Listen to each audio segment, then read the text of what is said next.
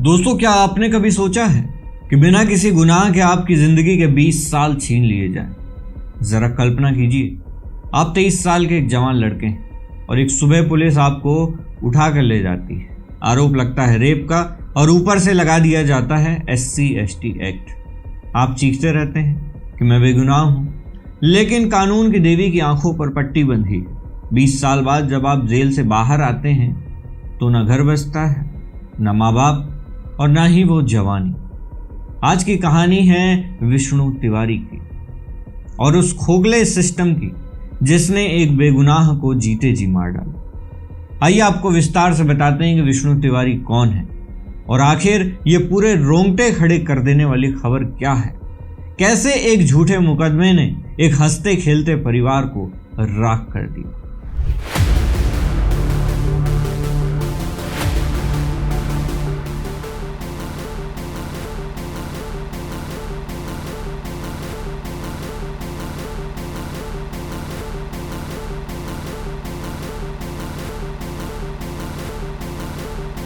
नमस्कार, मैं हूं उमेश त्रिवेदी और आप देख रहे हैं सरकारी मंथन। दोस्तों, इस घटना की शुरुआत होती है साल 2000 में। जगह उत्तर प्रदेश का ललितपुर जिला।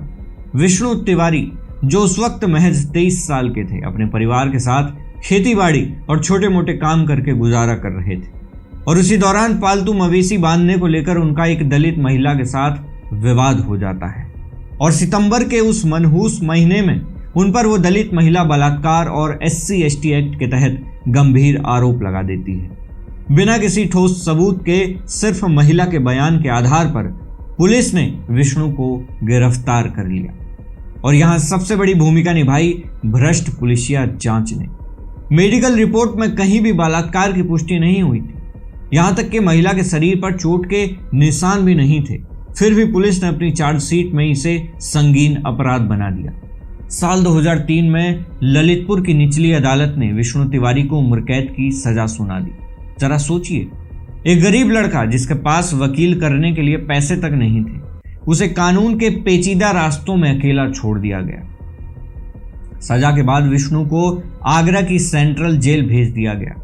विष्णु ने जेल के अंदर 20 साल बिताए और इन 2 दशकों में उसने वो खोया जिसकी भरपाई दुनिया की कोई दौलत नहीं कर सकती। जब वो जेल में थे, उनके पिता की मृत्यु हो गई और वे अपने पिता का अंतिम संस्कार तक नहीं कर सके क्योंकि उन्हें पैरोल नहीं मिली। ये पैरोल शब्द आपने सुना होगा जब संजय दत्त को जेल मिली थी और वो हर 2 महीने में पैरोल पर बाहर आ जाते थे।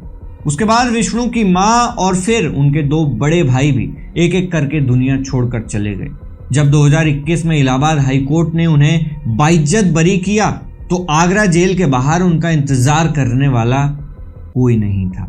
अदालत ने अपने फैसले में साफ कहा कि यह मामला पूरी तरह से झूठा था और जमीनी विवाद के कारण विष्णु को फंसाया गया था।